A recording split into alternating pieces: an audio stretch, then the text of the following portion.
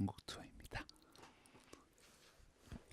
오늘은 제가 저의 필살기 재테크 방법에 대해서 여러분들께 알려드리려고 이 영상을 찍게 되었습니다. 여러분들 말씀을 서로 안 하시는 것뿐이지 사실은 다들 있으시잖아요. 자기만의 필살기 재테크 방법, 저만의 노하우를 알려드리겠습니다. 저는 지금까지 했던 것들이 펀드 해봤고, ELS 해봤고, 적금도 했고, 정기예금, ETF, 그냥 주식, 채권, 레테크, 그리고 P2P 펀딩 이 정도 해본 것 같네요. 이 중에서 근데 수익률이 제일 괜찮은 건 제가 갖고 있는 BK 펀드, 제가 만든 거예요. 운영사는 바로 접니다. 이거고, 이게 수익률이 연 안 나올 때 한 10% 초반, 12%, 14% 정도 나오고, 많이 나올 때는 18%까지도 나왔었어요. 이게 지금 4년 동안 제가 유지를 하고 있는 변곡 펀드입니다. 아직까지 손해가 난 적은 단 한 번도 없어요. 앞으로도 안 날 것 같습니다. 네.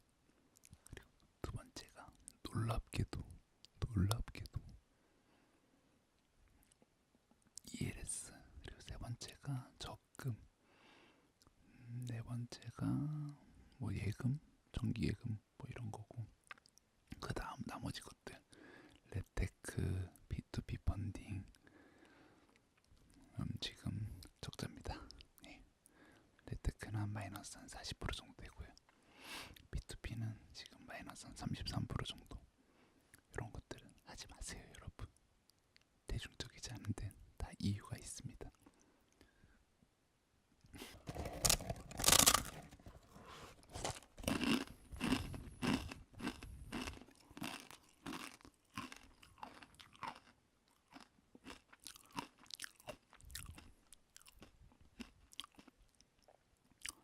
시간이 얼마 없기 때문에 바로 본론으로 들어가겠습니다. 제가 곰곰이 생각을 했어요. 책들을 보면은 이런 ETF에 대한 설명이 나온 책들을 좀 위주로 봤거든요. 제가 봤을 때는 ELS는 너무 안정적이다라고 이야기를 하고, 실질적으로 원금이 까일 일은 없다라고 얘기는 하지만, 원금이 까이지 않을 정도로 안정적인 그런 상품들 같은 경우에는 수익이 그만큼 낮아요. 한 5, 6% 정도밖에 안 나오기 때문에, 제가 적금을 넣었던 게, 지금도 들어가고 있는 적금들도 연 이자가 5, 6% 정도 되거든요. 나중에 혹시라도 그런 적금이 어디 있어? 라고 하면서 궁금해하신 분들이 있으면 그 영상 나중에 한번 찍어볼게요. 어쨌거나 지금 영상 그걸 위한 게 아니기 때문에 잡길로 새지 않겠습니다. 그리고 ELS는 너무 수익이 낮고, 그리고 그래도 꼴의 투자인데 천지가 개벽해도 뭐 그렇게 떨어지지 않을 것 같긴 한데, 그래도 원금이 날릴 수도 있는 건데, 상품 설명서를 보시면 예상 수익이 0, 마이너스 100%부터거든요. ELS는 이론상. 근데 어쨌거나 저는 그게 마음에 안 들어서 ELS는 깔끔하게 접고 ETF를 좀 공부를 했었습니다. ETF는 다 아시다시피 우리 뭐 되게 유명한 거 있죠. 코스피 200, 코덱스 200, 타이거 200, 코덱스 200. 이거 되게 유명하잖아요. 우리나라 코스피 지수를 따라서 올라갔다 내려갔다 하는 그런 ETF인데요. 이게 이젠 개별 주식의 장점과 펀드의 장점을 합쳤다라고 하죠. 펀드처럼 운영 자금이 이런, 그러니까 세금, 거래세 같은 걸로 나가는 그런 게 거의 펀드의 한 100분의 1 정도밖에 안 되고, 그리고 개별 주식처럼 바로바로 샀다 팔았다 할 수가 있다 하는 게 ETF의 장점이죠. 점인데, ETF가 여러 가지가 있는데 제가 아는 거는 섹터별로 나눠져 있는 ETF가 있어요. 예를 들어서 조선 ETF, 갑자기 말하니까 생각이 안 나네. 화장품 ETF, 여러 가지들이 막 있거든요. 그게 거의 한 몇십 가지가 돼요. 그래서 각 산업재부터들을 그 지수를 반영을 하거든요.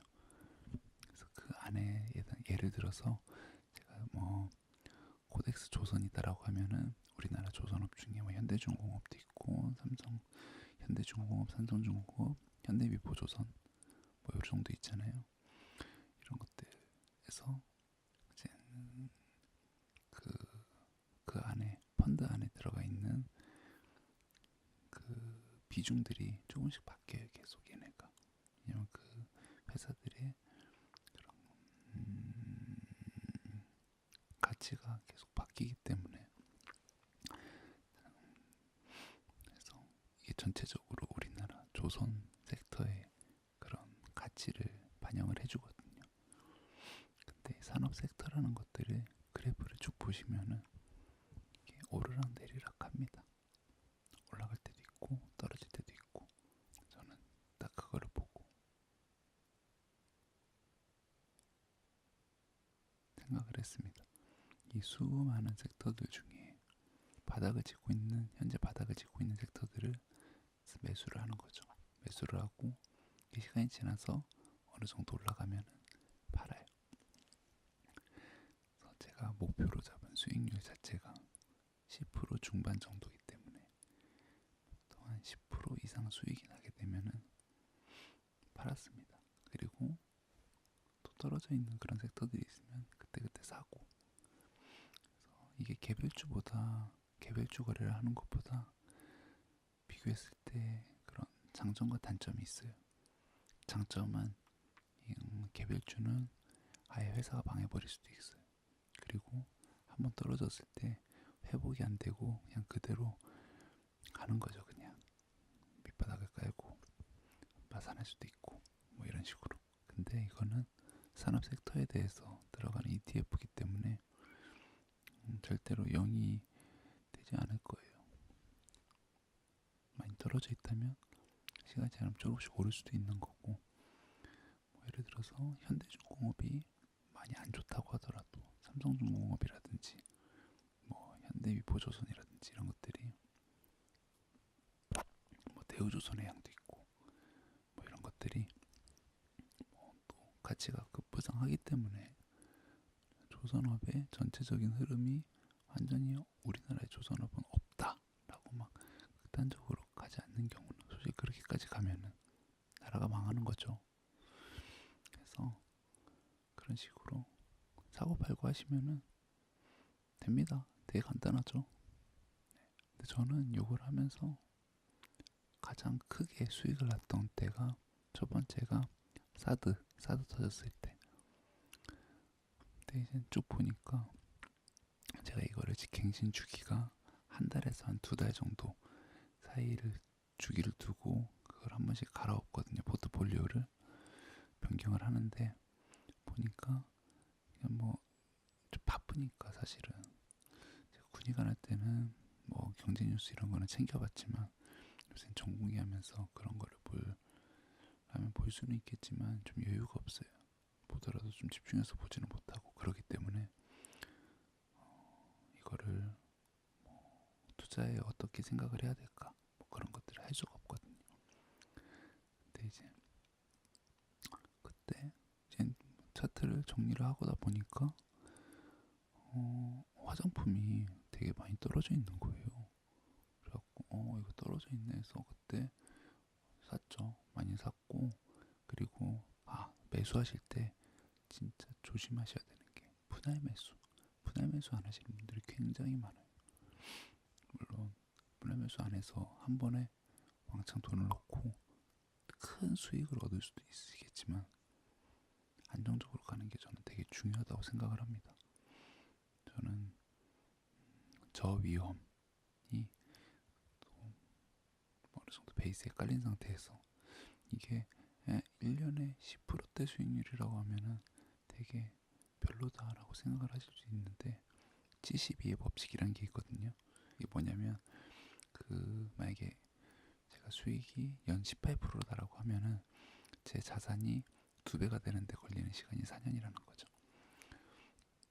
결코 낮은 수익률이 아닙니다, 여러분. 재테크 뭘 하더라도 부동산 되게 좋다고 하죠. 뭐 되게 목 좋은데 오피스텔 이런 데 하더라도 연수익률 한 10%? 10%안 되는 경우도 굉장히 많아요. 잘 됐을 때 이게 공실없고 그리고 깔끔하잖아요. 이런 금융 수익은 깔끔하기 때문에 그냥 사고 팔고 하면 되는 거라서. 그래서 그때 제가 봤는데 화장품이 많이 떨어져 있길래 그때 샀죠. 사고 한번 사면은 분할 매수 간격은 사람마다 정하기 나름인데, 말씀드렸다시피 저는 좀 안정적으로 가기 때문에 한 달 뒤에 확인을 해서 그거보다 조금 더 아래로 떨어져 있다거나 하면은 100%로 더 삽니다. 원래 갖고 있던 금액에 100%로 더 사니까, 만약 100만 원을 샀다고 하면 처음에 100만 원어치 더 사는 거죠. 200만 원어치죠. 그 한 달 뒤에 확인해서 안 되면 200만 원어치 더 사요. 400만 원이 되죠. 이런 식으로 계속 분할 매수를 해요. 어느 정도 되다 보면은 더 이상 안 떨어지거든요. 그러고 나서 그때는 근데 좀 사이클이 좀 짧았죠. 사이클이 저 사드 터지니까 갑자기 뚝 떨어졌던 것들이 그때 좀 많이 샀었는데, 그래서 기간이 좀 길어서 그때 수익이 많이 났었습니다. 한번 터지니까 또 거기 화장품에서만 한 4, 50% 정도 떴고, 그게 한 번 왔다가 2차 사드 후폭풍이 한 번 또 있었어요. 그때 또 샀죠. 저는 시간이 지나니까 다 오르더라고요. 그때도 한 40% 가까이 또 수익이 나왔고, 두 번째로 수익이 났던 게 제약회사, 제약바이오가 계속 안 떨어지고 있더라고요. 정리를 하는데 그러다가 언제 한번 확 다 떨어진 적이 있었어요. 그때 또 샀죠. 사갖고 이제 분할 매수를 해가지고 갖고 있는 상태에서 있다 보니까 이게 너무 확 떨어져서 시간이 지나면 조금씩 오르더라고요. 그래서 그때 팔아서 그때도 한 20, 30% 수익이 났었습니다. 전 이 방법 되게 좋은 것 같아요. 여러분들한테 뭐 여러분들 나름의 다 필살기 있으시잖아요. 진짜 구독자분께서 원하시기 때문에 정말 알려드리고 싶지는 않지만, 저만 알고 싶지만 저만의 필살기 팁이었습니다. 3년 동안 많은 일들이 있었죠. 물론 그때랑 지금이랑 코스피 지수가 많이 오른 건 사실이에요. 그때는 완전 박스권이었었고 지금은 그때보다는 그래도 많이 올랐죠. 한번 대세 하락장이 오거나 하면은 그때는 어떻게 될지 잘 모르겠어요, 사실. 그래서 항상 여유 자본을 갖고 있어야 돼요, 투자를 하실 때는. 너무 나는 그래 오늘부터 한번 이걸 한번 해보자, ETF를 한번 해보자, 뭐 주식을 한번 해보자 해서 자기 돈의 100%를 다 거기다 넣는 거는 정말 바보짓이거든요. 안정 자산은 꼭 보유를 하고 있어야 돼요. 그래서 그 비율은 어떻게 정하냐? 저 같은 경우는 100을 놓고 제 나이가 30이라고 하면은 30은 안정자산에 놓고 70은 위험자산에 놓고 이런 식으로 분배를 하거든요. 왜냐면 사람이 나이를 먹으면 먹을수록 뭐 버는 수익이 더 늘 수도 있겠지만 퇴직을 하고 나서도 하게 되면은 수익이 없죠. 그러면 좀 더 재테크를 하는 데 있어서 보수적으로 가야 되지 않겠습니까? 돈 날리면은 못 먹고 살아. 돈이 안 들어오는데 지금이야 제가 뭘 해서 어느 한 부분에 대해서 다 날려먹었다고 하더라도 벌잖아요, 저는. 그래서 안정자금에다가 항상 돈을 어느 정도 비중을 갖고 있어야 돼요. 그래서 위험자산 안에서도 안 쓰는 부분들은 즉각 별도대처럼 투입할 수 있는 그런 CMA 통장을 하나 만들어서 거기서 필요한 때 바로바로 쏴줄 수 있도록 그렇게 관리를 하는 편입니다, 저는. 여러분들, 지금 유튜브 영상 보면은 정말 투자에 고수인 분들이 정말 많고, 저는 그걸 보더라도 무슨 말인지 이해도 안 될 정도로 무지한 사람인데 투자에 앞으로 이 방법으로 계속 한번 해볼 생각입니다. 그리고 제 포트폴리오를 정리하는 그런 기간이 있다 그랬죠. 할 때 여러분들께 이번에는 어떤 거를 좀 살 거고 어떤 거를 좀 팔아서 수익을 냈다, 뭐 이런 얘기를 좀 한번 해보려고 합니다. 네. 그럼 여러분들 재테크 잘 하시고 더 좋은 방법이 있으면 밑에 댓글로 알려주세요. 저도 한번 공부를 좀 해보도록 하겠습니다. 여러분, 그러면 좋은 밤 되시고 저는 이만 자러 가보겠습니다. 안녕. 좋은 밤